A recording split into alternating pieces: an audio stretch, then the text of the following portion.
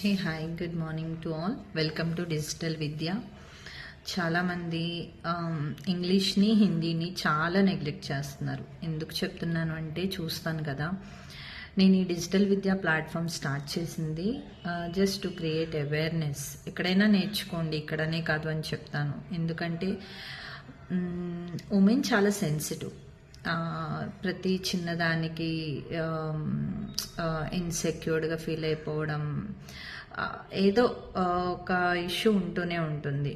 అట్లా కాదు, మైండ్ బిజీగా ఉండాలి, మనం చదివిన దానికి ఒక అర్థం ఉండాలి అని చాలా కష్టపడి పేరెంట్స్ చదివిస్తారు. 10th చాలా మార్క్స్ వస్తాయి, ఇంటర్లో వస్తాయి, బీటెక్లో వస్తాయి, మ్యారేజెస్ అవుతాయి, పిల్లలు పుడతారు. తర్వాత ఆ పిల్లల్ని ఆ ప్రాసెస్లో వాళ్ళు ఒక డిప్రెషన్లోకి వెళ్ళిపోతున్నారు.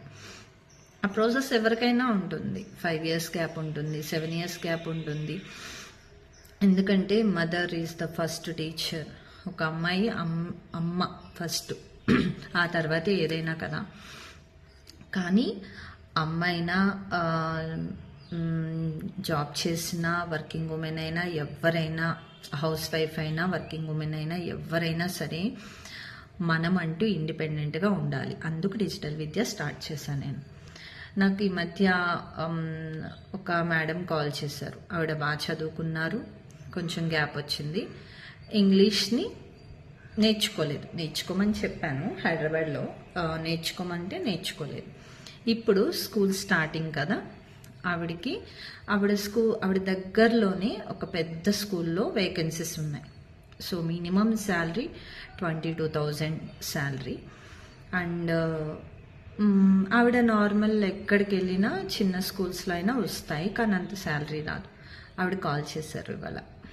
ఆవిడ పర్మిషన్ తీసుకుని చేస్తున్నాను ఈ వీడియో. ఎందుకంటే తెలియాలి, రాంగ్ స్టెప్స్ అనేవి చాలామంది చేస్తున్నారు ఎడ్యుకేషన్లో. ఆమె 10th, ఇంటర్, బీటెక్ అన్నిట్లోనూ టాపర్. హౌస్ వైఫ్ అయ్యి పిల్లల్ని చూసుకుంటూ ఇప్పుడు ఆవిడ జాబ్ చేయాలి అనుకుంటున్నారు. నేను ఇంతకు ముందే లాస్ట్ ఇయరే చెప్పాను, బట్ పర్వాలేదు, నేను మేనేజ్ చేయగలను అని చెప్పారు. Okay, you can carry on అన్నాను.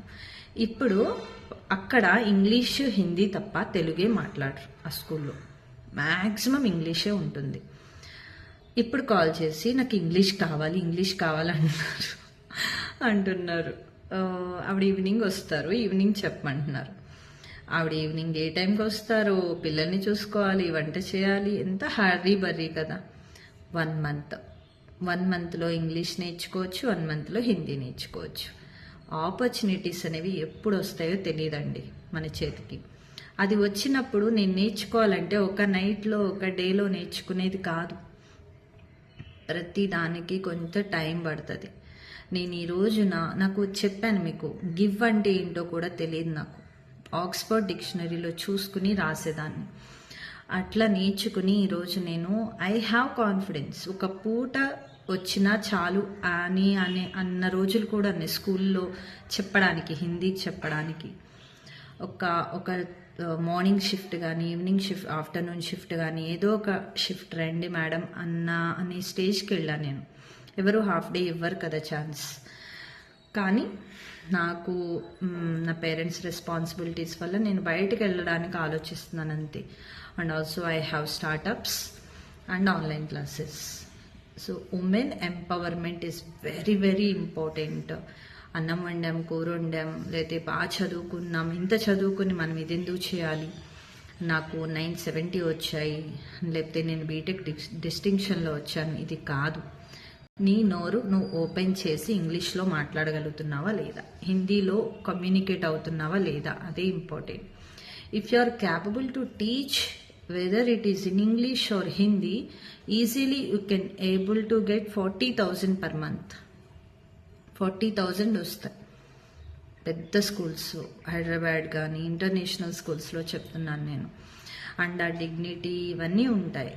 ఇప్పుడు సడన్గా వచ్చి నాకు ఇంగ్లీష్ నేర్పించంటే కష్టం కదా. మీరు 5,000 గురించి ఆలోచించారు, ఇప్పుడు 25,000 శాలరీ లేదు. ఒక్క వేకెన్సీ ఉంది అంటే కుప్పలు వస్తున్నారు జాబ్స్కి. నాకు ఎవరైనా జాబ్ ఉంది వస్తారా అంటే నేను వేరే నా ఫ్రెండ్స్కు నాకు తెలిసిన వాళ్ళకు చెప్తున్నాను, వెళ్ళండి పలానా చోట వేకెన్సీ ఉంది అని. అది ఎవరికి నేను నేర్పించి నేను ట్రైన్ చేసిన వాళ్ళకి చెప్తున్నాను. దయచేసి ఇంగ్లీష్ని హిందీని నెగ్లెక్ట్ చేయకండి. మార్క్స్, క్వాలిఫికేషను, పర్సంటేజ్లు, ర్యాంకులు అవి ఒక ఎత్తు అయితే మన నోరు ఇప్పకుండా మన ఇంగ్లీష్లో మాట్లాడకుండా హిందీలో మాట్లాడకుండా ఎవరు జాబ్ ఇస్తారండి? Your demo should be in English, your interview is in English, your communication whether you can able to speak out or not అనేది చెక్ చేయడానికే కదా ఇంటర్వ్యూస్ అనేవి పెట్టారు. అవునా? మీ కాళ్ళ మీద మీరు నిలబడండి. వాళ్ళు ఎంత 10th చదువుకున్నా పర్వాలేదు, ఎంసీఏలు చేసినా పర్వాలేదు, ఖాళీగా ఉండి మీ చదువుని వేస్ట్ చేసుకోవద్దు అనేది డిజిటల్ విద్య మెయిన్ టాస్క్. 16th నుంచి ఆల్రెడీ స్టార్ట్ అయిపోయినవి. 3 మెంబర్స్ అంటే ఒక్కొక్కళ్ళే కదా. బికాజ్ నేను ఫీజు అలాగే తీసుకుంటాను, కరెక్ట్గానే చెప్తాను. 5,000 గురించో 3,000 గురించో ఆలోచిస్తూ కూర్చుంటే మీకు ఆపర్చునిటీ సడన్గా వస్తుంది. అప్పుడు మీరు మేడంలా ఏం చేయలేరు. Thank you so much.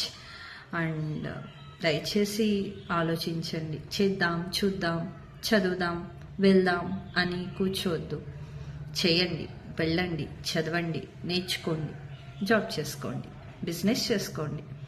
Empowerment is very important for women. Independence and support your family and husband. Thank you.